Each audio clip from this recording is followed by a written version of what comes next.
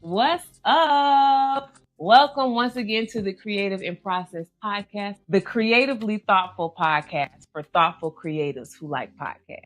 I'm your host, Nia Land, and I am here with an amazing guest. I told you I was going to have some guests and stuff happening, so y'all need to be knowing stuff be going on. But I have a guest today that I'm super duper excited about, and we're going to jump right in. This is my girl and expertise of the hour, Miss Ariel Myrie. I'm gonna give you her rundown of her because she got credentials. Okay. So another thing, I don't just be bringing people just to talk, because I know how podcasts sometimes everyone just want to get on camera and just talk about their own personal opinions about stuff. But I actually like to have people that know what they're talking about. So Ariel is a mental health therapist and coach who consults with film and television writers and producers to ensure the accurate depictions of mental health themes. She also specializes in working with athletes, entertainers, and artists who may be struggling with identity and value outside of their industry. As a former college basketball player, Ariel understands the difficulty dynamic of mastering one's identity outside of a career while still maintaining excellence and high performance. She is known for helping people maintain their holistic health and values while thriving in a demanding lifestyle. In addition to consulting on entertainment-related topics, Ariel is developing a mental health in production workshop curriculum for producers to learn best practices for psychological safety of cast and crew members. Ariel received her master's in mental health counseling from Trinity International University and is currently a PhD student at Saybrook University. She utilizes cognitive behavioral therapy, motivational interviewing, existential therapy, and expressive arts therapy in her work with clients. So welcome to Miss Ariel Myrie. Thank you so much for being here. I'm super excited about this. So Ariel and I, we have conversations just in general in life. This is my homegirl. And I think I'm just so fascinated with your line of work and the way that you took something as powerful as mental health and just found a niche that I feel is so completely overlooked. So I want you to share a little bit about why you decided to kind of cater your practice in the area that you did. Yes, I'm so happy to be here. Thank you so much. We always have our conversations, so I was happy to be here. But yeah, so when I started in mental health and was thinking about what, specialty area I would want to go into, performers came in mind. So performers can encompass artists, entertainers, athletes. And I noticed that there was a common theme, right, of either addiction or identity issues with that population. And from my own experience as well, playing in college, just dealing with that challenge. And so I wanted to steer in that direction, even though it's difficult. Like it's being talked about more, but before it hadn't been. So trying to specifically work with that clientele has been a journey, but I'm definitely glad that. Awesome. That's amazing. Yeah. I think, when you first told me that was like kind of where you were going at, like when you were working on your master's and you were kind of doing your final dissertations and all of that kind of stuff, I was like so amazed because I'm like, yes, this is a thing. Like no one is talking about this. And I know for me, I always like to have thoughtful conversations surrounding like my artistic creativity, not just about, oh, I write songs or I do this, but sometimes it's like the wiring of a creative person is different, I feel like. And so I don't think enough people take that into consideration to where it's like, you're dealing with a person who has a certain way of thinking and you kind of have to like adjust a little bit to the way that their thought patterns are. So with what you do, why do you feel like creatives, and specifically artistic creatives, because here I always say that everyone's creative, but artistically is kind of like the focus of this podcast. But why do you think an artistically creative person should be aware of their mental health, and why do you feel like it plays a role, and why is what you do, why do you feel like it's necessary? Mm-hmm. Yeah, with artistic creatives, 'cause I know we talked about the difference between the two specifically. Mental health is important for everyone, but definitely in that career because you're wearing much of your emotions on your sleeve. Like you're dealing with the challenges that come with the nature of being an artist, which can be comparison, rejections and things like that. But I just see overall you're in a more vulnerable position, to people's opinions and things like that. And so prioritizing your mental health while you're doing what you love is definitely key. It should be a priority. Yeah. So what do you think about the concept of, you know, I got to create from the darkest place of my soul? Like, you're in a bad relationship and it's like, no, I got to go write about this. I got to bust the windows out the car, all that kind of stuff. How do you feel about the mentality that says you have to be in a certain mindset in order to create, and it has to be full of emotion? Yeah. And I think as I was thinking about it more, where it comes from is like when you're in I don't know if I want to say, sometimes it can be dysfunctional or sometimes it can just be like you just, experience a breakup. But I think it's the raw emotion that comes from that you're able to utilize and it can enhance your art. And so people attach the two, like, oh, I just need to do something or be in a really depressed state of mind to produce great art, which you really don't, but maybe it's thinking about how you can access that vulnerability, those raw emotions in a healthier way. So it's definitely not needed. It can often happen because the person is just more emotional, more vulnerable, and just thinking in a different state of mind. Yeah, I agree with that. And it brings me to another point. Something I like to do when I start off each episode is bring in a quote from an artist, some type of creative that, something profound that they may have said in a song or on an interview or something like that. I quote Prince kind of a lot because I'm just personally like, he's a favorite of mine. But in jumping into like where we're already starting this discussion, there's a quote that he has that I wanted to share. And it is, everyone has their own experience. That's why we are here, to go through our experience, to learn, to go down those paths. And eventually you may have gone down so many paths and learned so much that you don't have to go back to them again. And I picked that one because I feel like when we talk about the experience and the life of a creative person, a lot of times they are like kind of just narrowed down to only what they do, only what they create. It's only about how good they sing, write, draw, act, whatever the case may be. And there's no room for them to have a human experience. Yeah. And sometimes it's like, you kind of see it even with like social media. You see if a creative in some regard has some kind of issue or something happens, everyone jumps on them and everyone's, got all these things to say about them as if they're not an actual person going through probably the same stuff that everyone else is, but they're not given that permission or that freedom to, have life happen to them too. Right. So what do you feel about that part of it, and how do you feel like society has maybe a different concept when it comes to seeing a creative person, like not seeing them as a person? Yeah. And that's the hard part because it's like once you share your talent, with the world, people naturally just have a certain perception of you. And like you said, they may want to keep you in that box. So if you say you do this, you take off with it, they're like, okay, you can only do that thing. Because if you move on to something different, maybe they have to adjust or it's uncomfortable or, you just can't, they put you on a pedestal already. And it is unfair because you're still a human. You still make mistakes and, go through life like everyone else. And so it can be tough to navigate that, but it is still essential to try, like as the individual, not to just see yourself in one way, even if you are an amazing singer. Continue to do that, but also expand, like personality, identity, hobbies outside of that one thing. So, it can help when things happen, within that.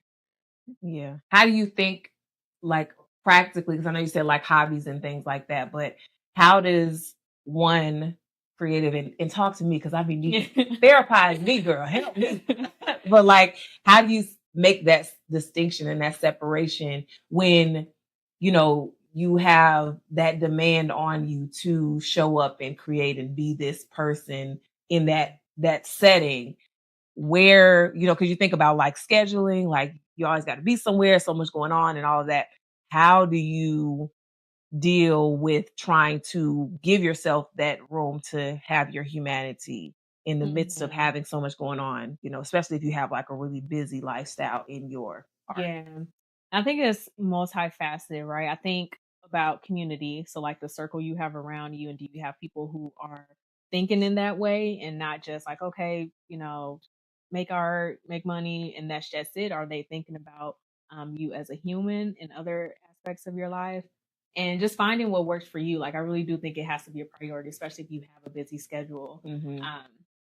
To do that. I'm trying to think of examples of people who have just like been open about what works for them. I think read about Zendaya and someone asked her like, "Oh, what do you do in your free time?" And what, expecting some extravagant answer, and she's like, "I stay at home." She's like, I'm always out, doing premieres, doing different things like that. And so when she does have free time, she just needs to be in home with someone she loves and just chilling out. So finding what works for you and what fills you up outside of your career. Yeah. And see, even with that component, I do think that the support of like your community is so important. I know for me and where I am in my journey, I don't have a lot of that. And it's more of a situation where I feel like a lot of people just see me doing things. It's like, oh, she's doing all this amazing stuff and she's all out here. So it's never a thought that like, well, maybe she gets tired or maybe, maybe it can be lonely, getting out and doing all of this stuff and all of that. So sometimes for me, that's hard because I have to kind of find ways to like kind of unplug. And sometimes I have to do that in my own strength a lot. And so trying to figure out how to decompress by myself. And, I do have a few, a handful of people that get it. But most people is just like, oh, she's living her dream and she's doing so much. It's so amazing. And I'll be like, yeah, it's good. But I'm like, I'm in the wall too sometimes. So, yeah. And that's really key too, because I think some people think about that, like you said, just because we see someone doing great things and they look happy all the time, that's just their state and they don't need someone to talk to. They don't need friends or community and things like that. So that's important for everybody to consider. Like, just because someone looks like they're doing great on the outside doesn't mean they still need somebody, right? Yeah. Or that community. Or that it's not all the way to the opposite side too, where it's like, oh, she's doing all these things or he's doing all those things, but they're like going through so much and they're just like crying up against the wall every night. Like, it may not be that extreme either. It's just like very much like I'm just a person. Yeah, you're a person. So I'm just a person living and doing. So, yeah. But I will say too, like when we think about artistic creatives, a lot of people, maybe that is the thing that people will say like, oh, you're not better than, but you're just on a different level because you wow people with your art. And so I think maybe that could also be something that makes people think like they have it together, they have it. But no, just like an aspect of you still. Yeah, it's literally, and in most cases, I know for me, it's not, I have control over like my creativity. I can do things or not.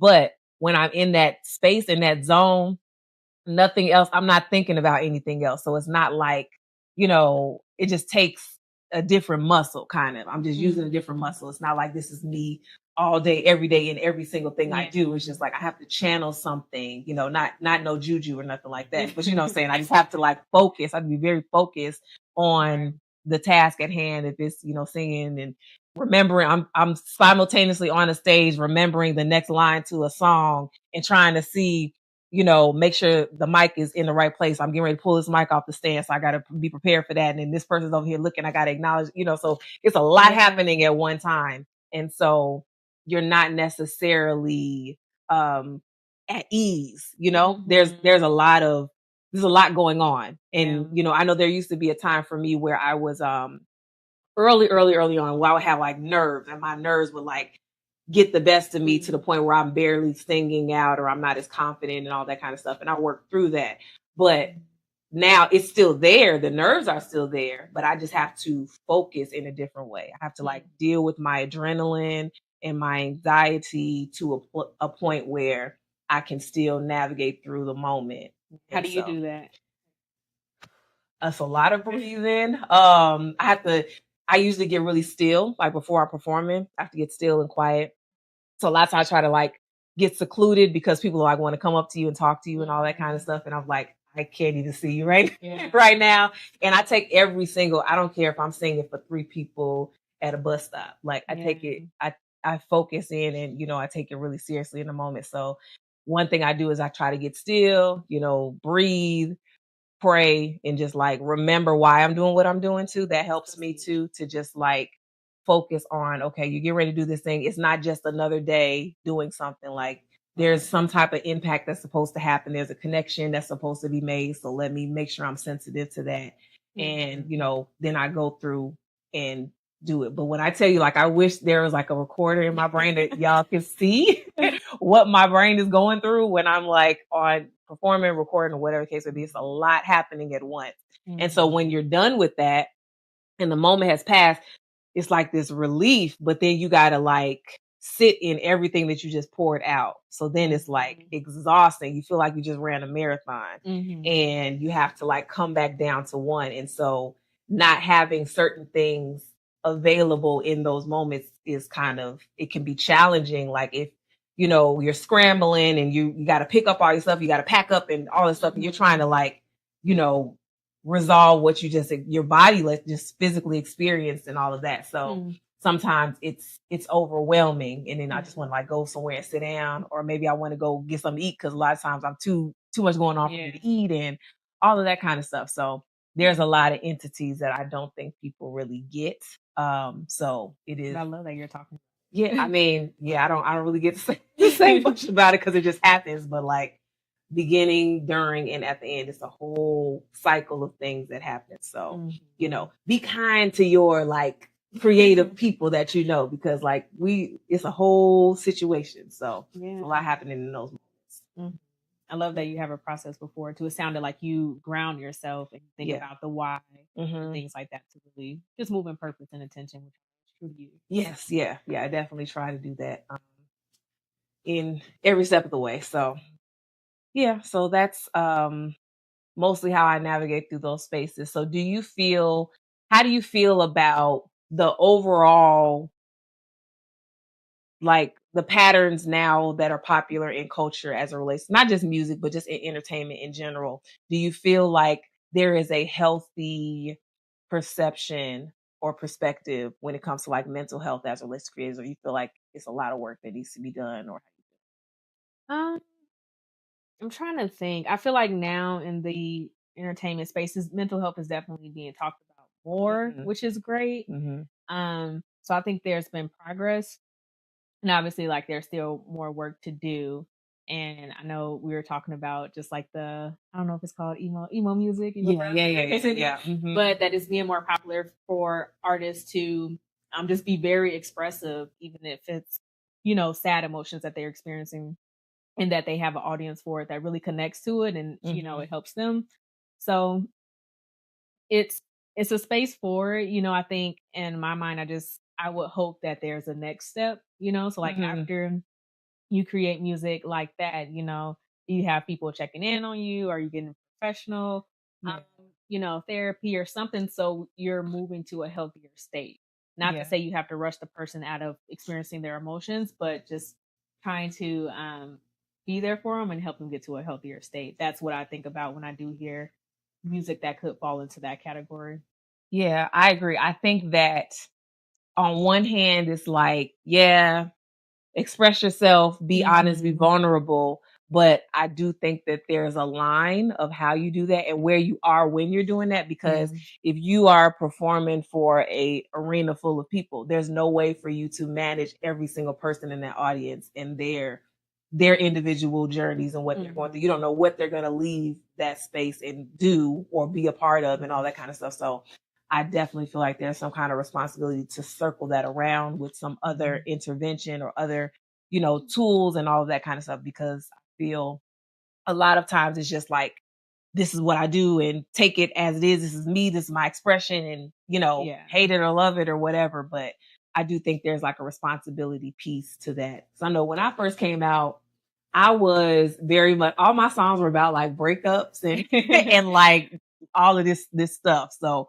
when I first started, but then after a while, I was like, let me make this make sense, because yes, I could talk about the experience, but if I'm writing something from a place of deep emotion, whatever that emotion is, and I never round it out, then forever this song is going to be out in the earth for people to absorb from my place of brokenness. So they're getting the broken part of me. They're not getting broken and resolved and then did this. They're just getting, so that's why, there's like songs that you listen to when you want to go get in a fight. I'm going to tell this story.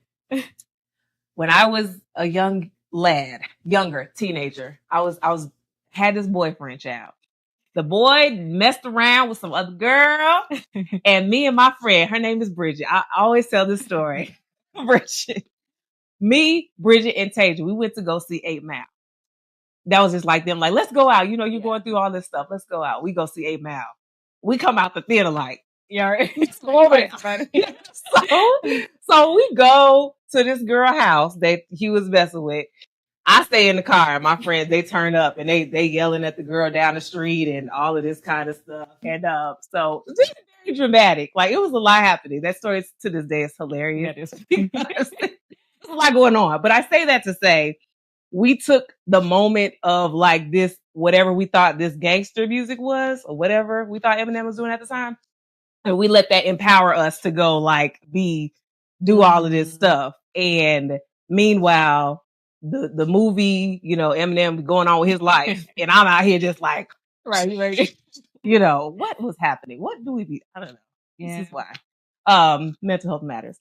But so all of that going on, and like using those moments where we didn't have a resolution. Like, there was nothing like, yes, you're going through this. Yes, it's a hard time. However, there's another way to, look at this and come out of it. And you can still like be true to what you experience. It can still be your reality, but you don't have to stay stuck there forever, So that's what I think. Yeah, it speaks to the power of music, though, like how it truly has the power to move people who listen. Then I also think about the artists when they create it. Are they in a space to know, like, okay, this is the resolution, or this is what you can do? Because I think a lot of times they may not have that, and so that's the difficult part. But yeah, like how in movies, if they're talking about a sensitive topic, like whether it be like suicide or whatever the case may be, and they have, if you or someone is experiencing these symptoms, then call. They have a hotline number. So yeah, I wonder if it could be something similar, maybe on an album or like a song. Yeah, it can be touchy, right? Yeah. Yeah. No, I agree. I think that it also comes down to like the artist themselves and how they see life, because if you are not in that space, you can't really advise somebody to like do this or do better. Like you're at where you're at. So that's where that responsibility piece is. And I think there is, back in the day when artists were coming up, especially in the music industry, there was something called artist development. They say they have that now, but it really doesn't exist, to be quite honest. But that means you identify someone with a talent and you get them, you take them on and you see like their whole life story, and then you help develop them into a person. You give them public speaking training and all these different things so that they can like healthily go through their career. That's a lost art now. It's not a thing that happens. It's just like, can you make us money? How many followers you got? Come on, we'll sign you, that kind of thing.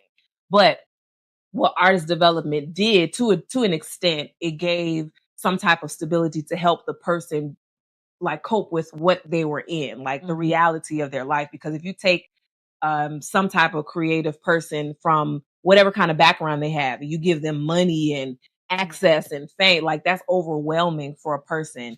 And just the attention alone can be a lot. So if there's no kind of guide on how to deal with this stuff, you just get out there and then it's all kind of stuff happening, and it's erratic. And, all of these things that we see now happen with the, the drug use and all of these, just wanting to like not even be sober in any aspect. You want to perform drunk and high and, record drunk and high and all of this kind of stuff. And, everyone is on their journey, their individual journey. So, but I would hope that we get back to a place where it's like, you want to see the artist like have a full healthy, successful career and still be like a, a healthy human being too at the same time. So that's another part that's just kind of like missing, I feel like, today, because it's everything so quick and fast and like who's the next thing and what's the next big thing, and no one wants to take the time to make sure. And that's why we see all of these tragedies in the industry and all that kind of stuff. So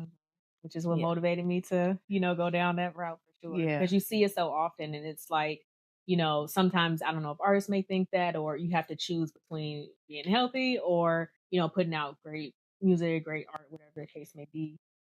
But you can do both. But the nature of the industry and of being an artist, it is challenging. So oftentimes they believe they need in the moment something to cope, and it typically drugs or alcohol. That's not. What other perspectives or thoughts do you have just about surrounding what you do and what you see that you would like to like maybe share with those that may be watching that are artistic creatives that might be helpful tools for them? Yeah, I would say I'm really big on identity and establishing values. And I think that's something when you talk about artist development, when you're describing, I'm like, yeah, like that's needed. That's something that could be helpful. But in anything in life, but especially going into a career where people are going to be heavy on opinions and trying to make you look like the next person, knowing who you are, and then knowing what your values are in life. And that's not just spiritual, but just what, and when I say values, I mean what is most important to you in life. What is your worldview?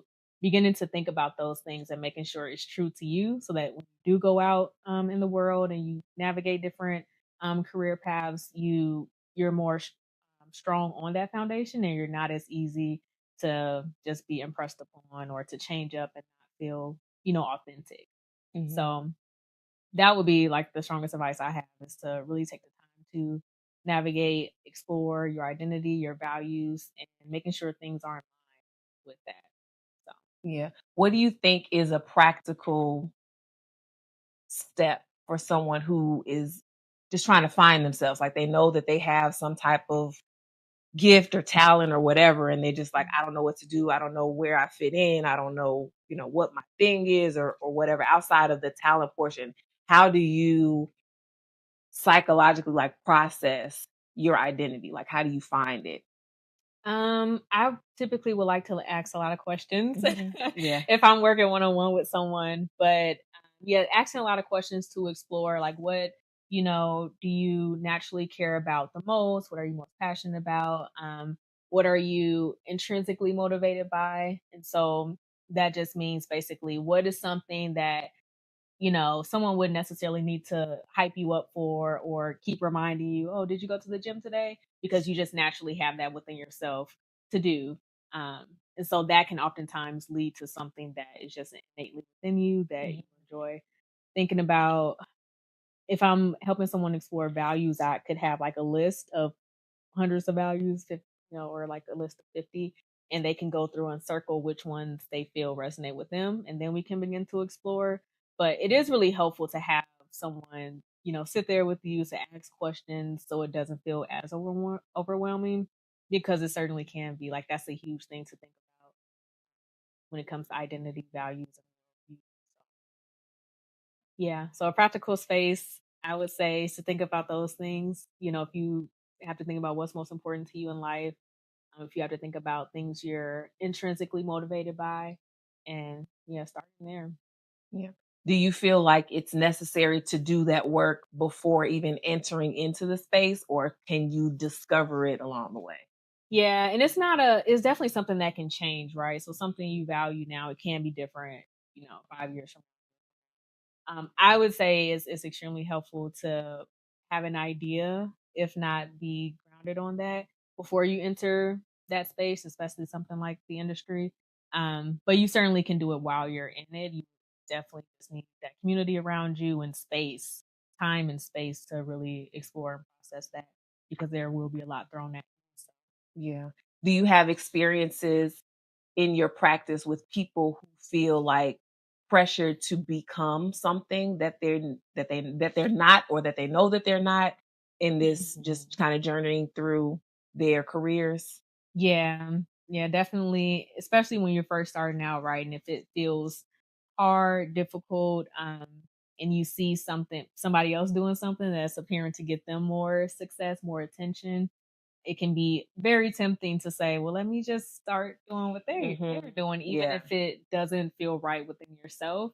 And a lot of people do it and they may get the attention, but you always have that internal conflict, that internal somewhere in there where it doesn't quite feel right. And you have to sit with it. Yeah. At the end of the day, no matter how much praise you get, you have to sit with that discomfort of being, of not being aligned with your authentic self. Yeah, I think that also ties into getting into a space of too much comparison, like comparing yourself to the next person's thing and what it is that they're doing. So how do you feel like, or what are your thoughts on comparison? Is comparison ever a good idea, or is it always the wrong thing? Yeah, I definitely think it's the wrong thing to do, because it's like someone else, everybody is unique, right? And so you're comparing yourself to somebody else has a completely different situation, a completely different life, completely different, Or they could be lying too. Yeah, like, exactly. Like, you really don't know. They can feel, oh, this person has it all together, and you don't know the half of it. Like, really. And so while it's tempting to compare, and we all may struggle with it at one point or another,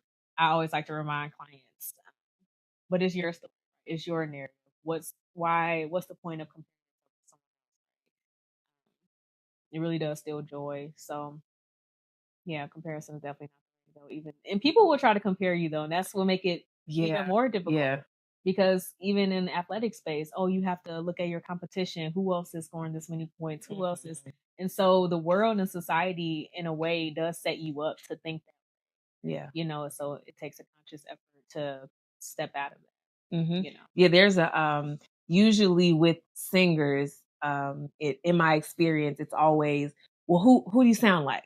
Who you compare yourself to? And that is something that plagued me for a while, to the point where I would be singing and trying to perform like someone, because it's like I gotta look like something. Because I've had people tell me in the past, like, well, you have to sound like somebody. Who do you sound like? Because I would say, I don't think I sound like anybody, and people were like, no, so you have to sound like someone, and they'll try to put a label on me, and so then I would start to say, like, oh, I guess I sound like so and so mixed with this and mixed with that, but it got to a point where so many people, like, every time it was different. It's like, oh, your sound is so unique, or this is so different, and all of that.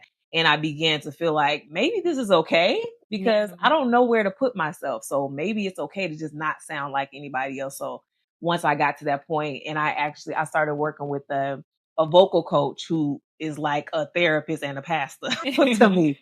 But she had to, like, stop me, like, you are trying to sound and be something that you're not, as if what you are is not enough.